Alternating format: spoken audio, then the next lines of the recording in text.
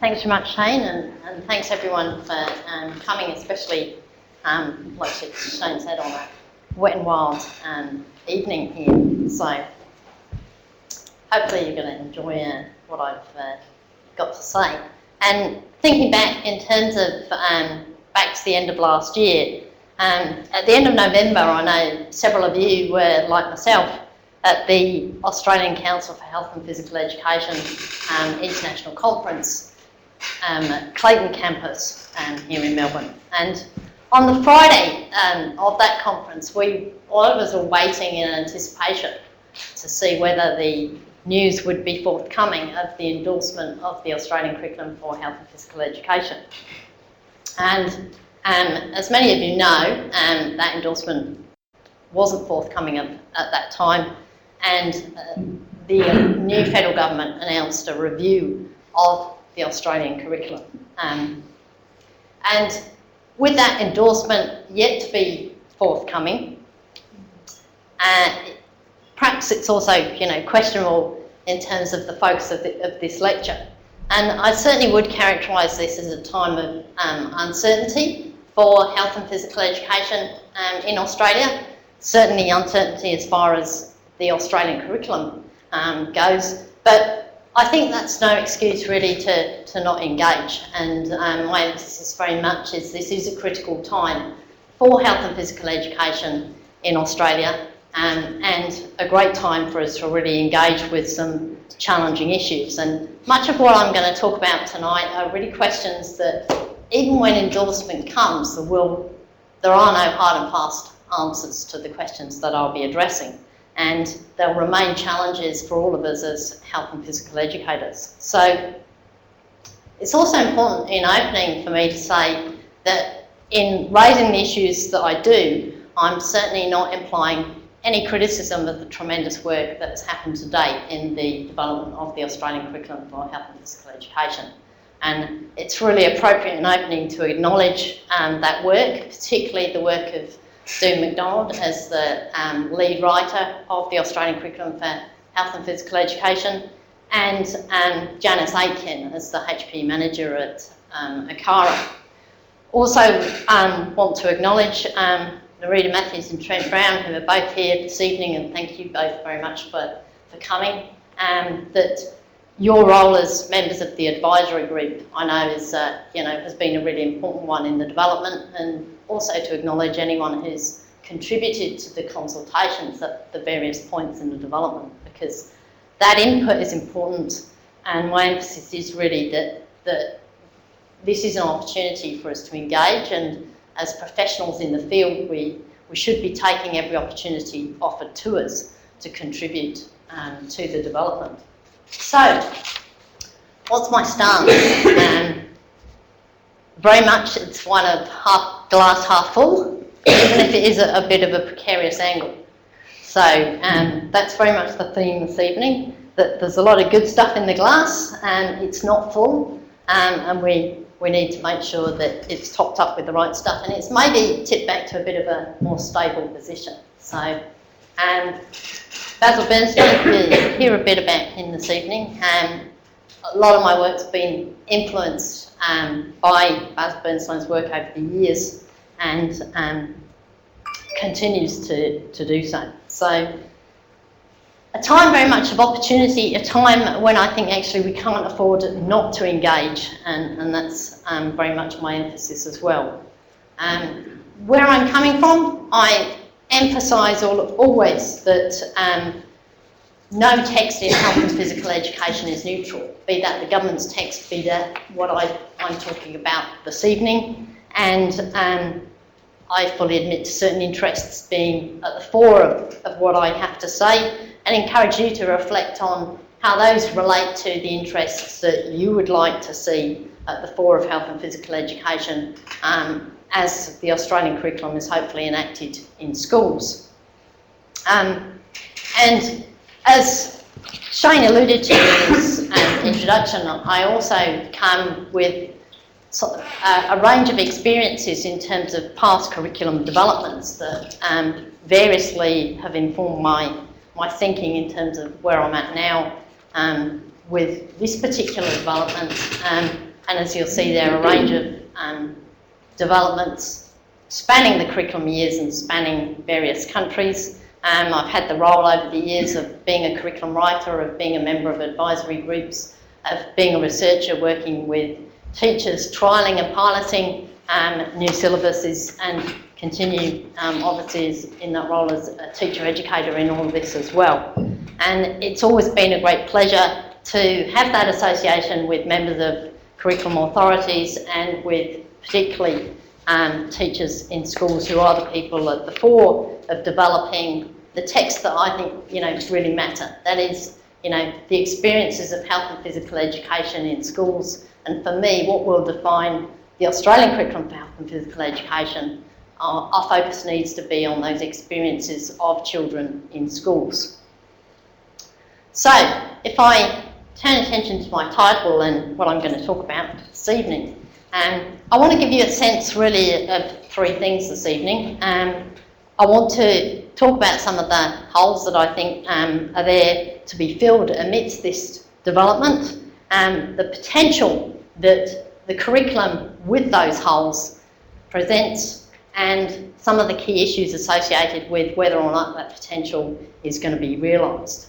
So, first of all, I want to talk a bit more on the notion that this is a development full of holes. And then I'll move on to some of those issues that I've alluded to, and I will return in the end to the question mark, and for us to perhaps have a good bit of discussion about the where to from here.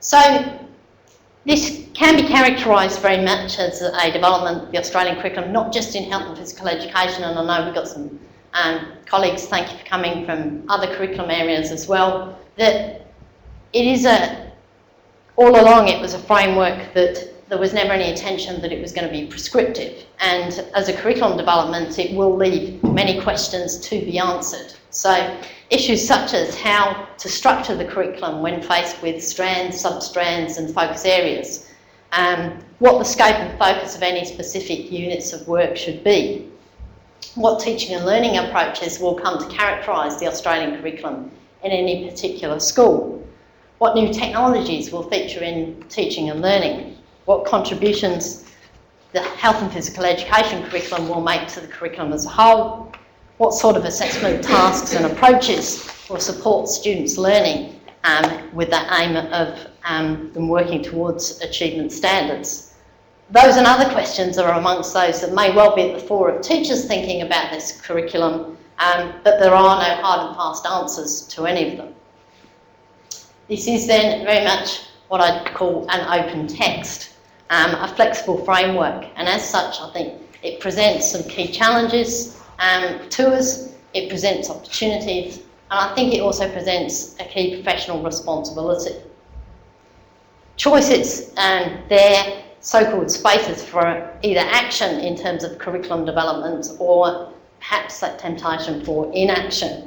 And in relation to that, I'll talk a bit more later about the notion of no change, which I've certainly seen over the years in a number of developments. As an open text, some of the work that I've drawn on over the years very much positioned my work with sociology of education policy, and Stephen Ball and colleagues' work continues again to be a key point of reference for me. One of the things in their most recent work, they're very much prompting a shift in language, away from us talking and sort of implying anything simplistic about the notion of implementation, to instead talk of enactment and acknowledge that is what is going to pan out from here on. And with that focus on enactment, capturing the emphasis of originality and creativity as teachers within their institutions and classrooms do give this text real meaning, but they also acknowledge here that that work and those meanings are limited by the possibilities of discourse, and I'm going to explore some of those limitations as well this evening. The other work that I want to draw attention to that I think is a useful framework to utilise at this point in time is one by Connolly and Connolly, who wrote in a book by Alan Luke and colleagues that was published last year. The thing they distinguish as three aspects of curriculum policy really. The formal curriculum policy, which we could view as what's published at the moment, and so-called implicit curriculum policy, which is this policy at various government levels that either directly or indirectly influences those understandings and or the actual writing of curriculum policy. And included within that, they would encompass things like resource materials, encompass approved textbooks, and advisory memorabilia. So some of that is in there. The third one, which is important for us to perhaps focus on and that aligns with some of Stephen Ball and colleagues' work, is this notion of prudential curriculum policy. The focus on prudence, on practical wisdom and practical knowledge that will feature in that adaptation and the requirements and recommendations being made for specific local and institutional contexts. And I really like a lot of this language, and I find it, it's quite appealing in terms of that emphasis of creativity, emphasis of practical wisdom and practical knowledge having precedence. But at the same time, I'm also turning back to some of Steve Ball's and colleagues' emphasis of that, hang on, what are the limitations here? And their emphasis very much is that context matter. Context matter fundamentally in the implementation of a curriculum like this. And the framework that they give us has 4 different dimensions in terms of better understanding context and its potential impact. And again, I think it's really timely to perhaps engage with some of these dimensions and think about what the implications of this might be for how the Australian Curriculum for Health and Physical Education will be interpreted and enacted, what the possibilities will be, and perhaps what some of the limitations will be as well. So those of you who are in schools, or in those of you in teacher education, think some of the schools you visit, think of what is it from these that define a context and characterise particular schools. Think of your own institutions. What's the professional culture like? What is it that actually really sort of drives curriculum thinking? Is it aspects of material context in terms of budgeting and timetabling and staffing? Smiling at Shane there. Or is it other things? So, what's the external context that we're all working in at the moment? What are the dominant features of that will shape thinking? In schools, is that NAPLAN? Is it the prospective impact of budget cuts? And what would the implications of that be for the possibilities that are seen or not seen in terms of the framework we've got for the Australian curriculum?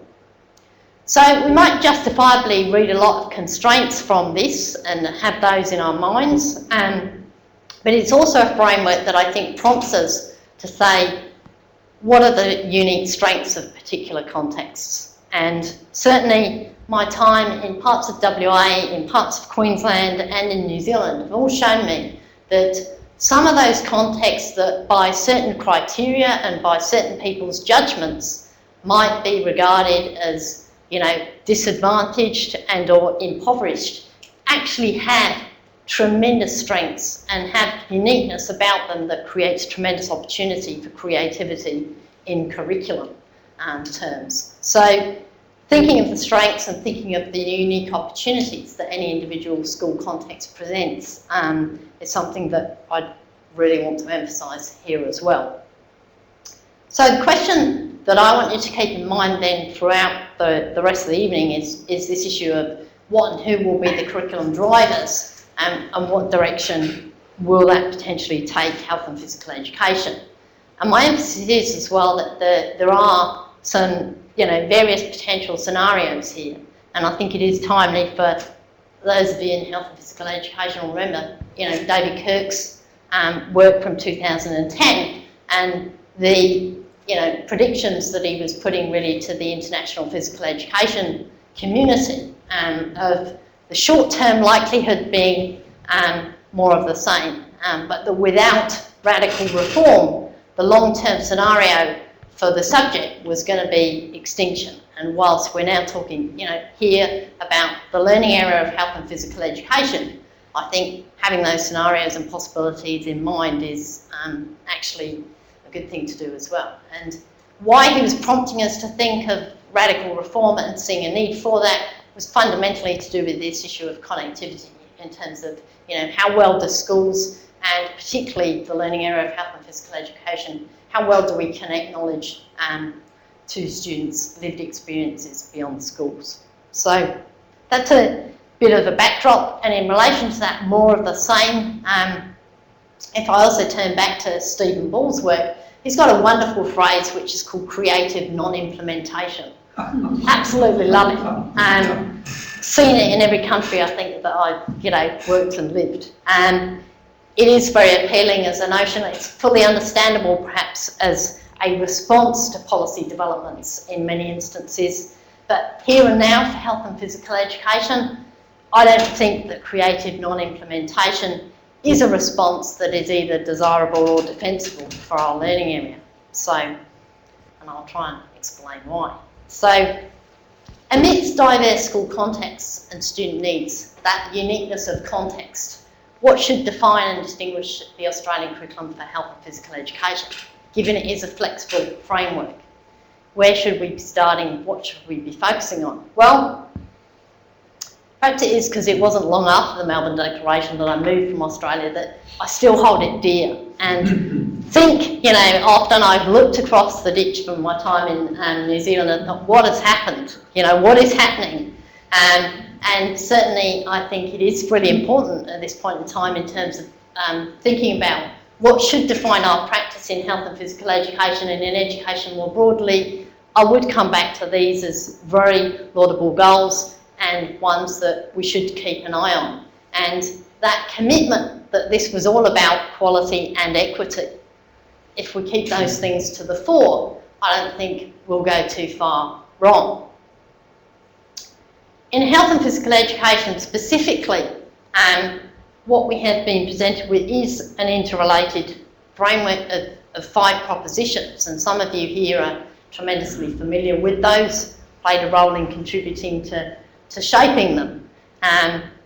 Others of you having a read maybe of these for the first time in terms of the emphasis that's been given to health and physical education. I think these are a really strong set of propositions that collectively offer us some real prompts to think in transformative ways about curriculum, about pedagogy and about assessment in our learning area. And I really want to sort of try and draw out the significance of that as we move forward. But I think we need to be, in thinking of that emphasis, these are potentially transformative. What we can then say is, well, how does the current context and the current way in which we're working and the context in which we're working, how do those match up? Are there, for example, how does the culture of a school and the professional culture of maybe a health and physical education department, how does that match up with the direction that these propositions prompt us to go? Other aspects of the material context that will either support or impede the directions that these prompt us to look to. Similarly, with those external pressures and agendas, including, for example, the expectation and understandings that politicians, parents and various agencies have in relation to health and physical education, do those expectations match with these as a set of propositions? And will they support or contradict that direction for health and physical education? How do the learnings about health and wellbeing that are generated beyond schools, by the media or by resources and services that are being offered to schools for free to support their curriculum, how do those sort of things, again, align with these or not? So that issue of alignment and the issue of these propositions, again, is something that I want to keep to the fore. These propositions are part of the picture of the Australian curriculum, health and physical education. In my view, they are a key part, but I acknowledge they are a part. And a question obviously is, well, how do we make a meaningful whole from these various parts, and perhaps particularly when some parts are missing, particularly from a teacher's perspective.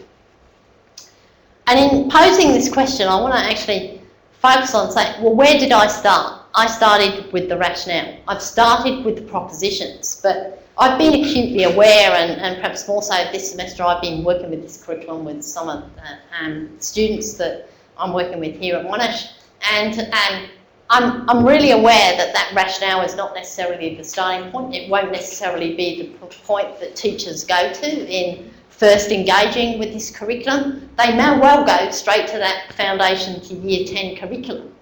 This may be missed altogether. And recently, Bob Lingard and Glenda McGregor had a great piece that they were writing in terms of reflecting on events in Queensland, particularly in terms of the new basics development and the Australian curriculum, and comparing the two developments, and highlighting here the complexity, if you like, of the website, the fact that these multiple hyperlinks are there to guide educators towards this array of elements, some of which we'll touch on later. Navigating those, they identify, is a responsibility of state curriculum authorities, and schools and teachers are expected to go to state sites and support materials for implementation. But in that translation, they may well get lost. And my question for us is, well, what will the implications of that be, and what will be lost? Will it be those propositions?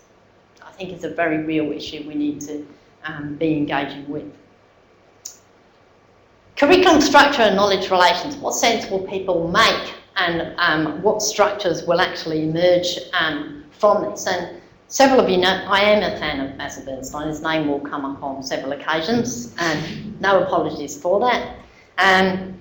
One of the things I've always loved about his work is that he draws our attention to the complexities and the significance, social and symbolic significance, that is, of structural aspects of the curriculum. And questions of structure are complex, they're significant, they're potentially defining. Defining in terms of the sort of learning opportunities we will see emerge under the name of health and physical education, the learning opportunities that some students will have or not have to demonstrate certain abilities or not. And these structural decisions, I think, are ones that we certainly shouldn't overlook the implications of.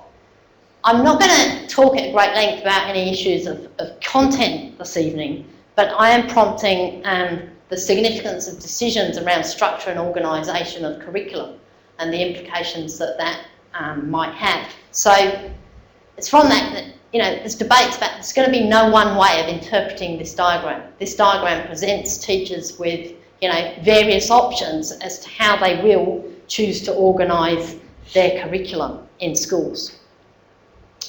We've gone way past. Flick too many buttons. Then again. Those decisions about that structure will reflect a number of issues and influences. I think historical issues will very much come to the fore. There'll be philosophical differences in terms of, how people view the learning area, where they think divisions should or shouldn't be. Issues of professional identity will come to the fore. People looking for their place, their security in that curriculum. How will they see that? That will mean organising it and positioning things in certain ways or not. Pragmatics will come in. We'll go back to some of those context issues, no doubt, in terms of what's our staffing, what's our timetabling. Does that then drive those decisions? And people's thinking as well about the relationship in health and physical education, particularly about this dynamic between, what is labelled as theoretical knowledge and or practical, and what implications does that have for the organisation of the curriculum. So various things will be enabled or not amidst this mix, and we will see different decisions being made about how to organise the curriculum. In thinking about those implications, what I wanted to draw people's attention, this work by Carl Matson, which again, powerful concepts that I think are really useful for us in the learning area. Will we see a scenario that supports this notion of cumulative learning, characterised by that transfer and that integrated progression across and through contexts? Or will we see things, put in boxes, fragmented, segmented?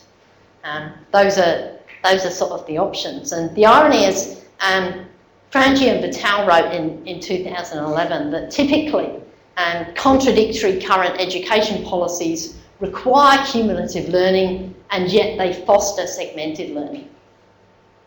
That's the irony, and I think it's timely to do that. So with that emphasis, something that a couple of years ago I was also really emphasising in terms of the learning areas, we hear a lot of this talk of the need to develop knowledge that's not bounded by particular contexts, that is applicable to a range of contexts that students, currently and in the future might experience. We need students to develop the learning skills that will enable them to make those connections now and in the future.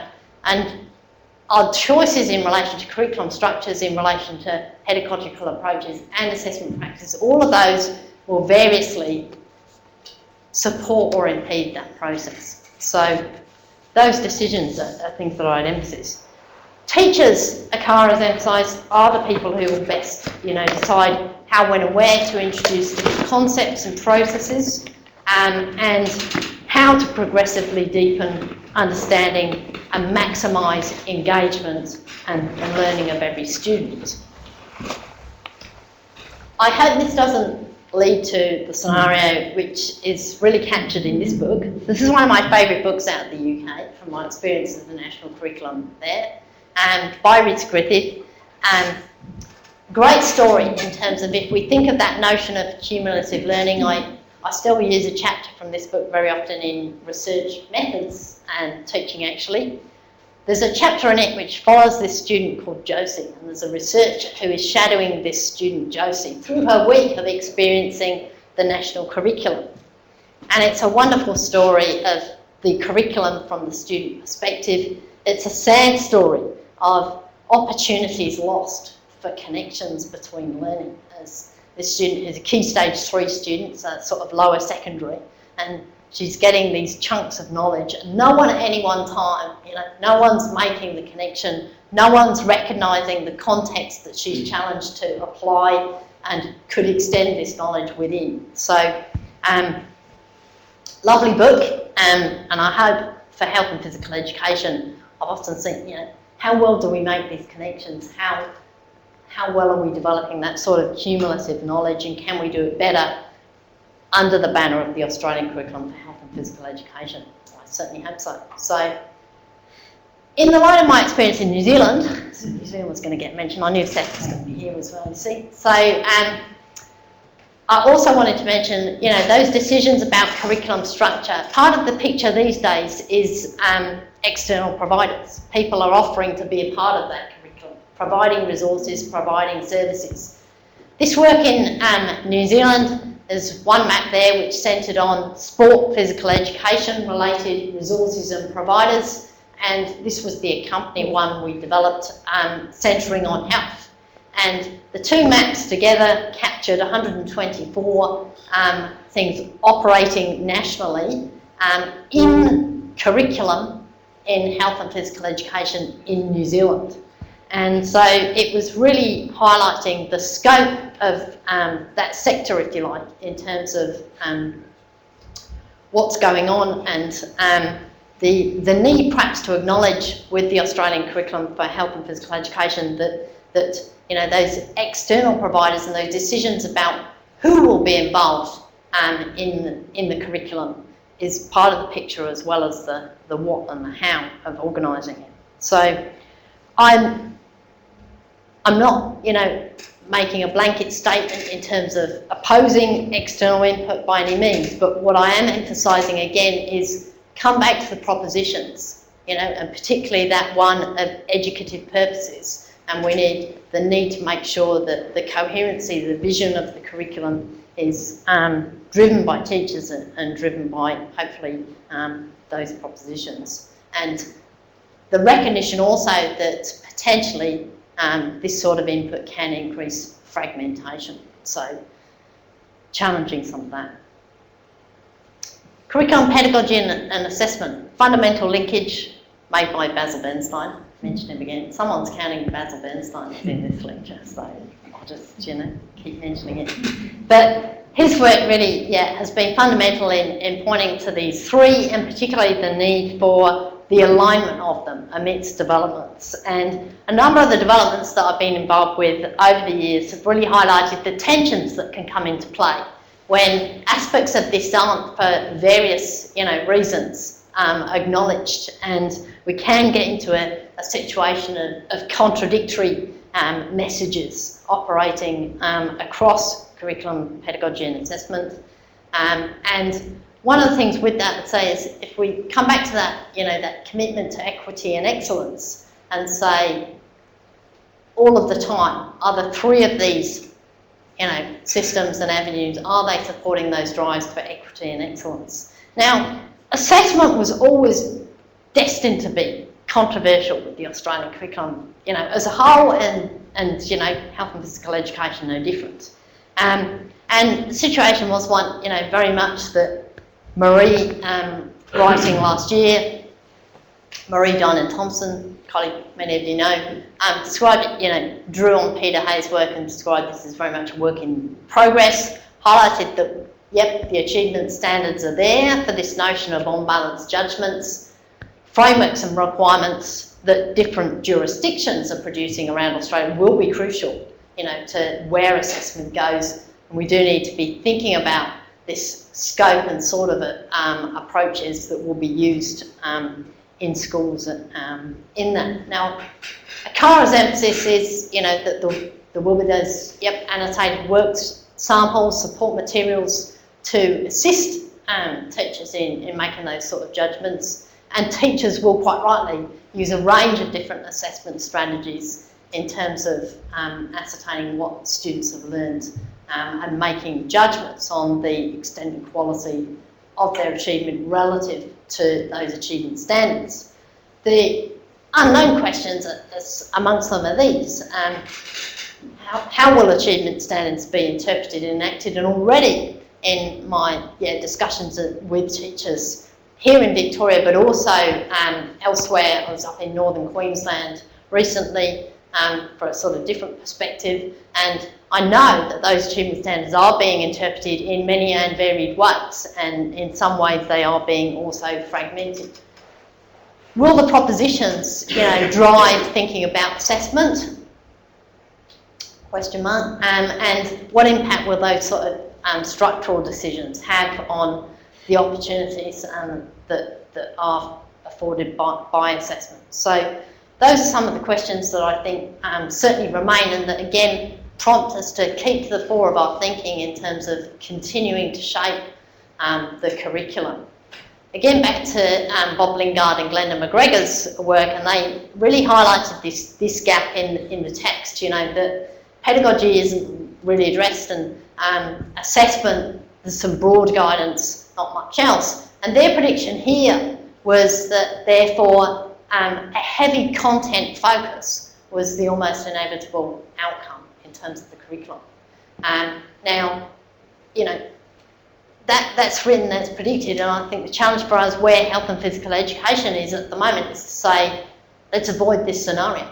Let's use what people are saying, what people are knowing, take heed of the warnings and be responsive to them to sort of avoid that sort of scenario. And interestingly, they were also highlighting there that perhaps general capabilities and cross-curriculum priorities would similarly, be lost as well. So this is another of my sort of holes, gaps, interesting, one for us to look at.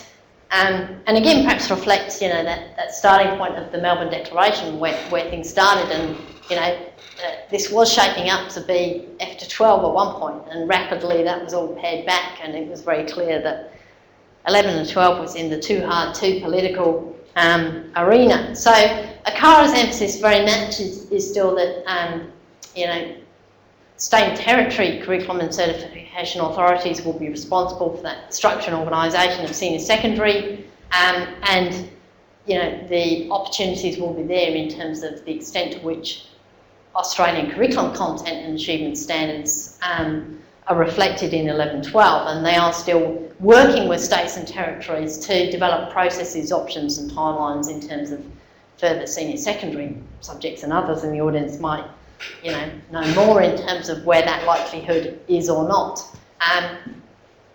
I think this is a really interesting dynamic, though, to think about in relation to health and physical education, particularly in terms of where we are now. And when we do look forward to, reviews and redevelopments of senior secondary curriculum here in Victoria and elsewhere across Australia, to think, which way are things going to go? I've been very aware of my work over the years of the extent to which discipline-based, senior secondary courses and dominant practices within those can certainly powerfully shape year 9 and 10 particularly, teaching and learning in schools. But equally, having come from New Zealand recently, one of the challenges being posed for senior secondary curriculum there is really an upward alignment of the New Zealand curriculum, being seen as the framework that could and should be more strongly reflected in senior secondary. So which way people want things to go and which direction the dominant influences will be, I think again is an interesting debate that we might pursue a bit later. And one thing I'd pose in terms of that prospect of the Australian curriculum informing senior secondary is I go back to the propositions, and if we think about those propositions, is there any reason, why those couldn't and shouldn't apply to thinking about our senior secondary courses, and what issues would that raise for prospective content and prospective assessment? So, another element of our thinking about the curriculum is, are we thinking three-dimensionally?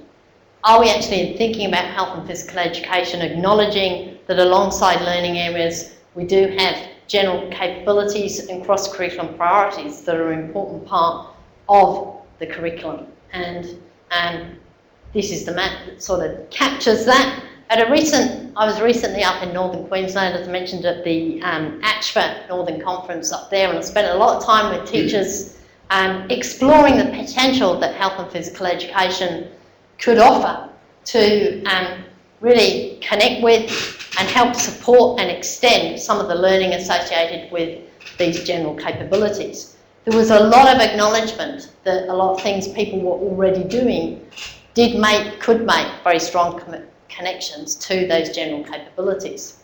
But there was also an acknowledgement that if that learning was going to be recognised either by students or by colleagues working in other learning areas, or by school principals and or deputy principals who are overseeing whole curriculum management, it needed to be far more explicit, and it needed to be far more explicitly planned for as part of health and physical education development. And I'd say that same explicitness in thinking about curriculum contribution, if you like, and the curriculum connections that health and physical education is going to make to the cross-curriculum priorities, that explicit emphasis needs to be there. In terms of those aspects of the curriculum, what my thinking is, very much I think they offer a great opportunity for health and physical education to be at the fore of whole curriculum thinking and planning.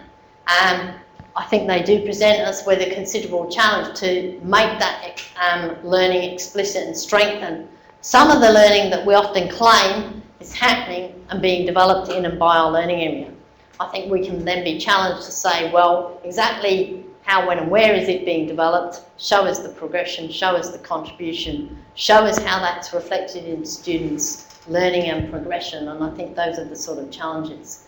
I think thinking about the general capabilities and the cross-curriculum priorities also supports this notion of an emphasis on integrated and cumulative learning as compared to segmented, but I also acknowledge they could well be lost. They may not feature if particularly people are thinking single dimension and focusing on health and physical education without acknowledging that connection to general capabilities and the cross-curriculum.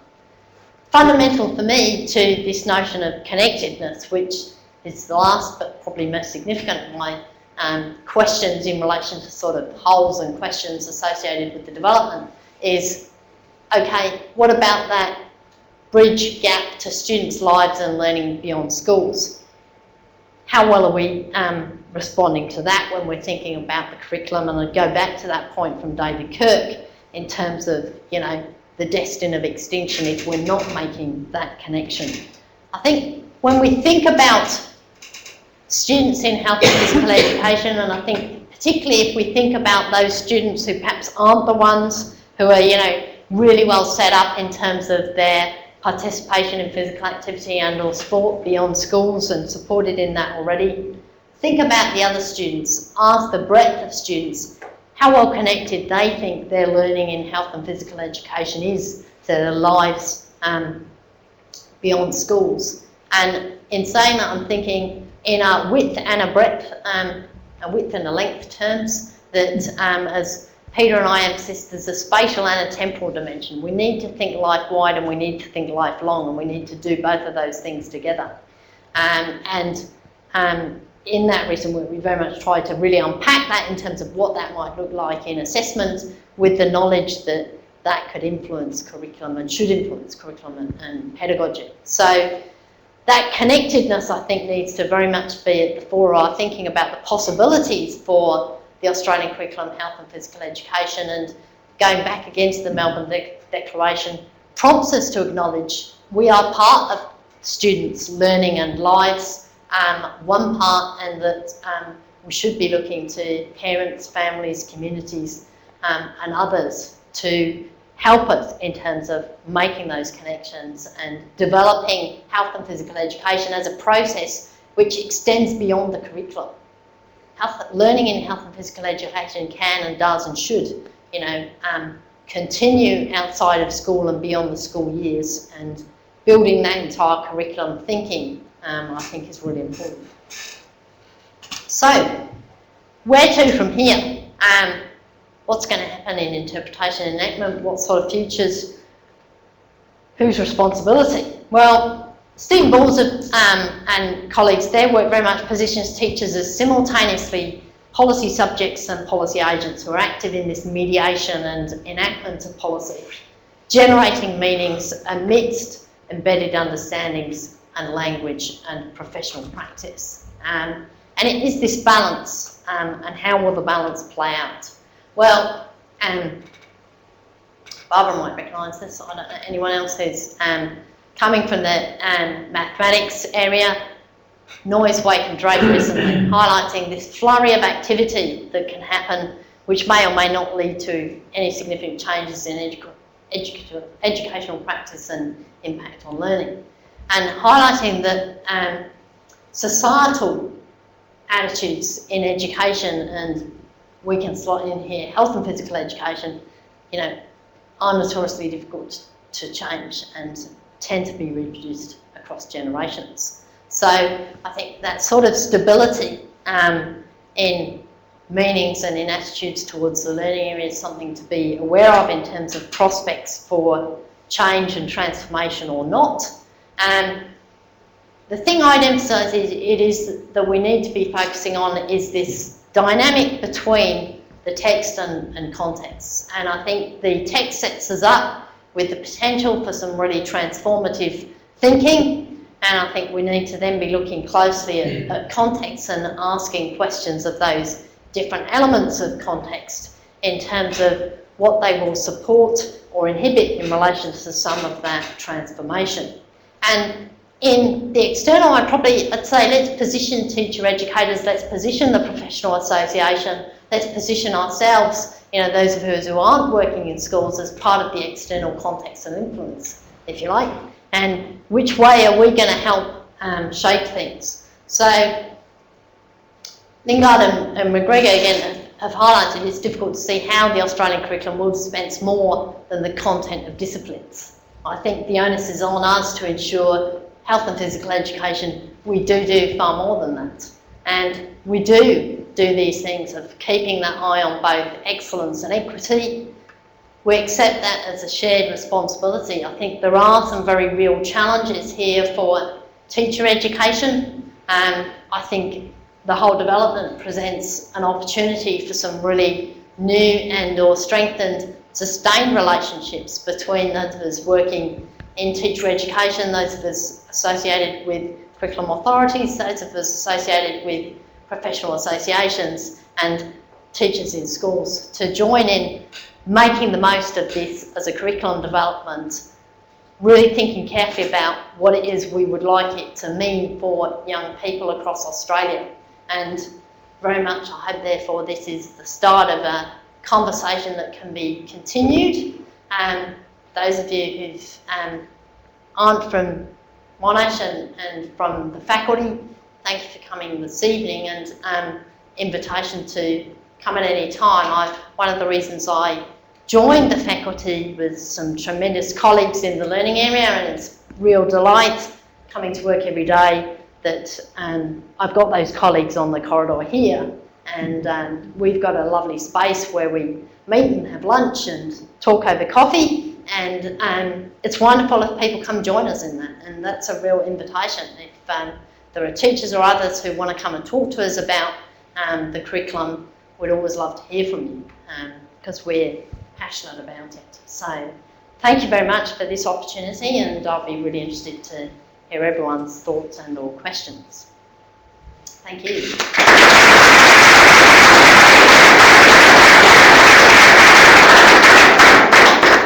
I think now comes the exciting part of the evening.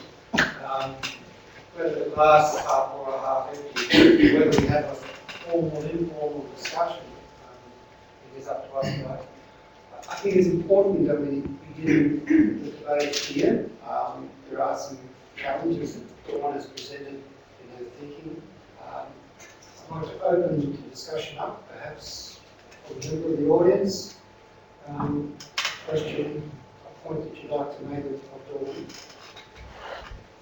We've got about 10-15 minutes of this. Yes. Thanks very much, Dawn. Right. Thanks, John. And I was thinking, you spoke about Kirk's notion of radical reform. Yep. And my thought in that regard is that radical reform sort of occurs at a system, a broader level than just maybe one learning area in a sense. Especially if we're going to deal with the lived experience of the young person. In your example that you gave from your group text about the girl going from subject to subject. Yes. And so we're in that position trying to make sense of all this. And so I was sort of wondering about, the way the CARA is structured and the whole process of developing the Australian curriculum has occurred in those learning areas, and there hasn't been much conversation across the learning areas. I wondered if you have any insight or comment around that. I'll comment briefly and then I'll hand over to, I think, someone else might like to. I guess one of the things, massive regret for me in terms of the whole development, that they did decide to go subject by subject, because certainly if I went back to my time in the UK, that the first version of the national curriculum there went subject by subject, and even before they got to the end of the process, they'd recognised they needed to revise the whole thing to make it meaningful and make it manageable. And we actually embarked on revision before it even finished implementation. And at that point of the first revision, they said all subject areas have to be, addressed as one to make any sense of a meaningful and manageable whole. So I guess it was certainly a regret for me that we went learning area by learning area. I guess that was a line that, now we can't go back from that. It's sort of, can we make the most of it within a learning area? But do comment. Okay. Look, I mean, the development of the curriculum in silos and learning areas was purely a political decision. It's not traditionally the way we develop curriculum in Victoria. We had a big picture and developed the curriculum to reflect that. But I mean, one of the things I suppose it's quite good in terms of giving that whole picture is the requirements of schools now to document the curriculum in different levels, and particularly to look at it from the individual student perspective, so that you can actually make those connections. So the policy at the moment around curriculum documentation is that schools have to have a whole school plan. They have to have curriculum developed by domain level. They have to have curriculum mapped at year level, student level, so that schools can actually see what students are doing and look at the connections, and also that the fact that the curriculum is not necessarily the property of the individual teacher, but the property of the school, so that there's that sort of level of accountability at school. I guess as well, going back to your question, John, as well, in that mix, is to say, nationally there's been a decision to go a certain way. I think that when it comes to, whether it's states, whether it's individual schools, they could say, well, we're actually going to look at the thing holistically, and maybe health and physical education can be a part of, a drive to that sort of thinking, and particularly when you do come to things like, general capabilities and health and physical education, people might be saying, we've got an important contribution, what's the school plan, and can we actually be the drivers of the whole school vision for curriculum coming from certain angles? So I guess that sort of, that pushback against the siloing is something I think we can do. Yeah, that's great, because I was thinking, how do we move forward, and, so we can move on to analysis. But it's difficult, it's still a possible sense. And so with that more connected approach, I suppose being willing in HPE to look outward, outward yes, and not being all that's maths, so that's got nothing to do with us. Yeah. Maths. Something from maths, Barbara. Do you want someone from another area? Yes, that's right. I was just thinking about that. And in some senses, the detail of the curriculum is not going to be limiting as much because it's broader picture, at least in mathematics. I don't know if that's the case in health and physical education. And so therefore, when it comes to the school, and Victorian long tradition of school-based curriculum development, it may be possible, but I think it isn't ideal. It's like making a jigsaw puzzle and starting with the pieces rather than the whole picture. And I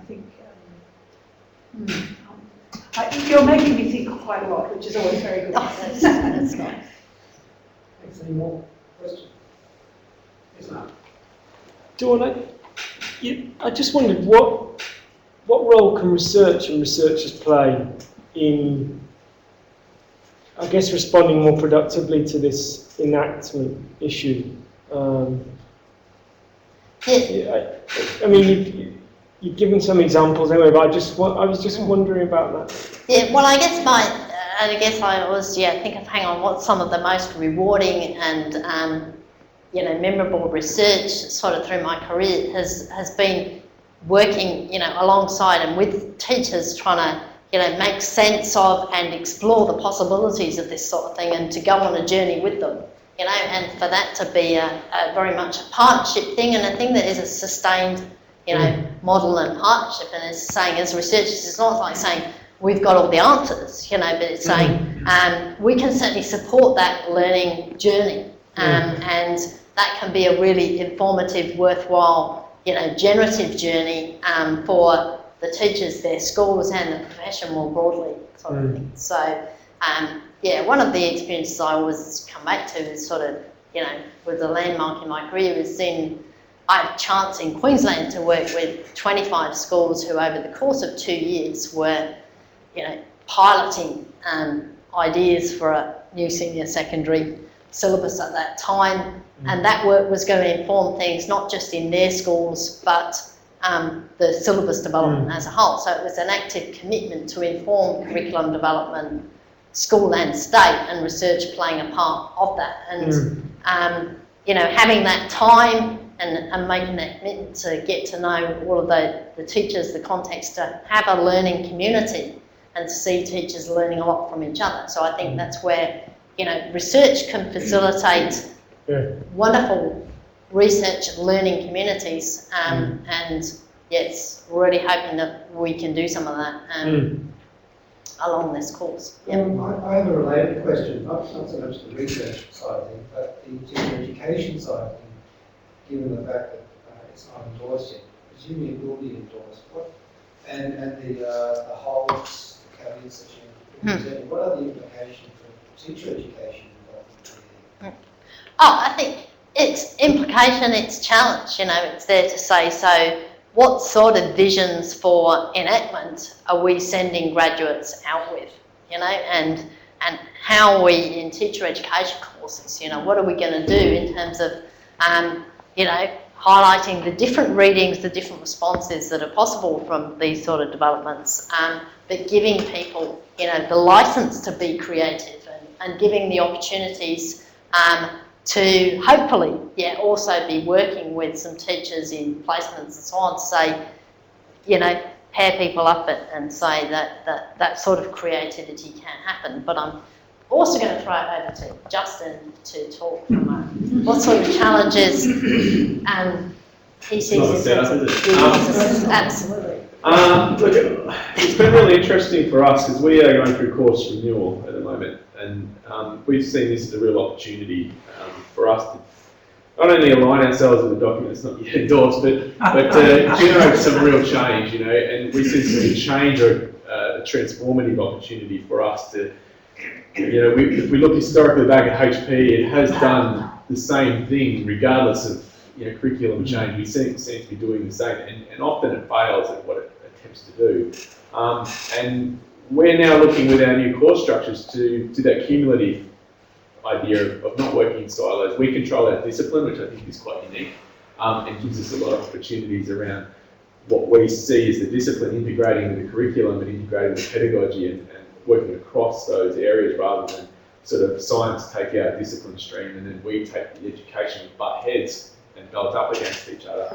We think we can do some innovative stuff there, but we're also looking to integrate units so that they're not a particular discipline-based unit, but they're a unit that grabs ideas from health or grabs it from sport or grabs it from exercise or whatever, and it looks at case studies and it looks at change and leadership and pedagogy and those sorts of some bigger picture things, but with a critical perspective or with a strengths-based approach, so that I guess we were much more excited by the front of the document than we were the back.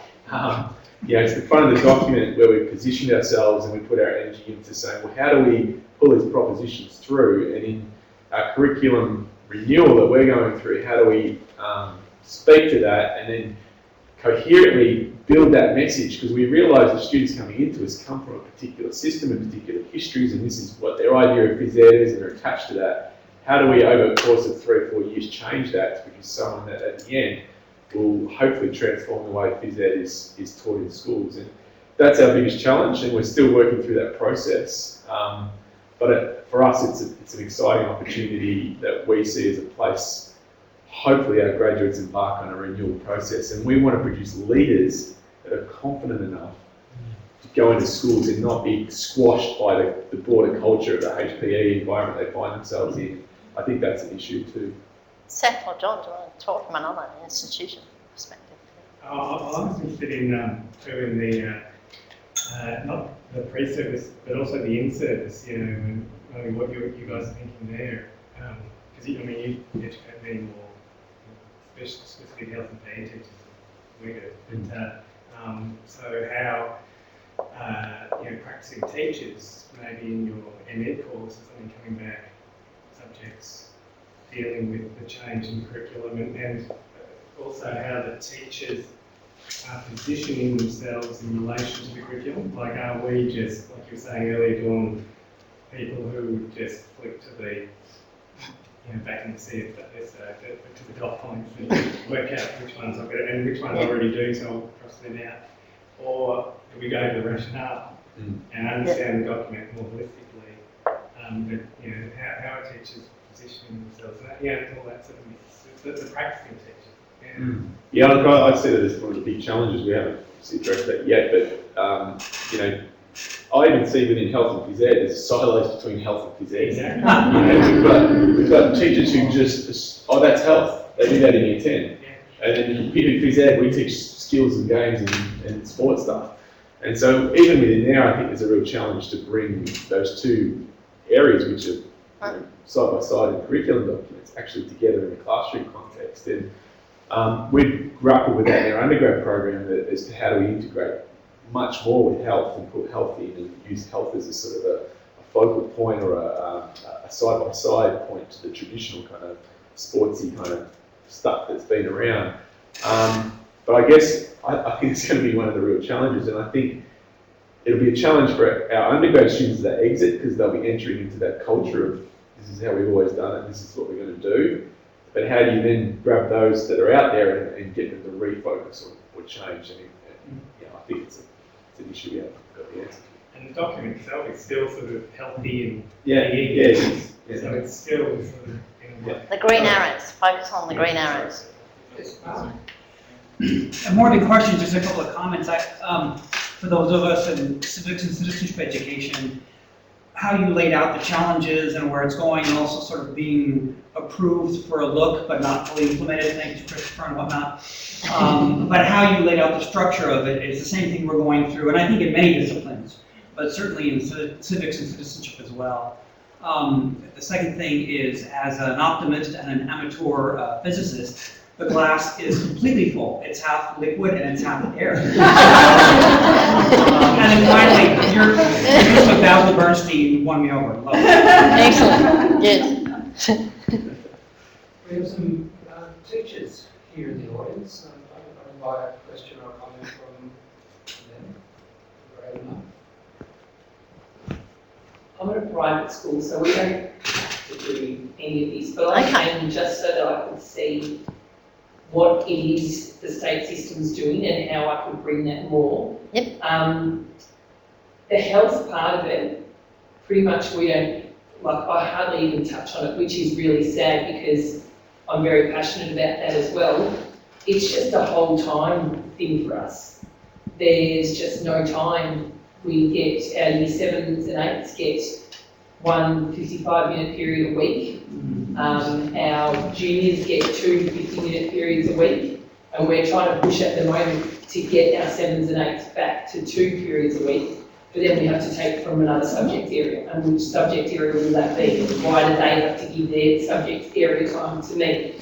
So it's a bit of a push and a shove to try and get this, but I just wanted to hear what everyone had to say and what you had to say about what's, I know it's not implemented yet, and I get that as well, but at the same time, I think it's really important that the health and the physical education do come together. Like, it's not a separate bit, it should all be. And I try with my juniors and with my seniors to sort of throw in a lot of health while we're doing, the ball skills and the game play and everything like that. But yeah, I think it's interesting to see that it's, is there a reason why it hasn't been passed yet?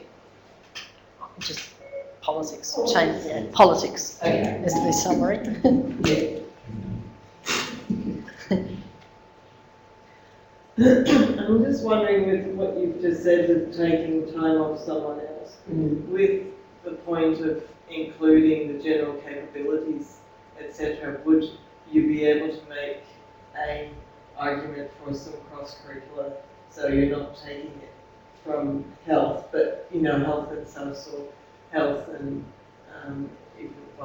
science and literacy. Yeah, at the moment I've pushed to to share it with wellbeing, to sort of have that health and wellbeing sort of pushed together. So at the moment they're looking at that for next year. But yeah, I just wanted to sort of take from here today to see if I could get an even better argument to sort of push and say, from this and this is what we need to do, and this is where we need to go, and to get it even further. So, yeah, hopefully. Any more questions, comments? I'm meant to advertise the next one. I'm just advertising the next one. Do my job. Well, I think that might 3 hours lecture for a conclusion. Once again, join me in thanking Dawn and presenting.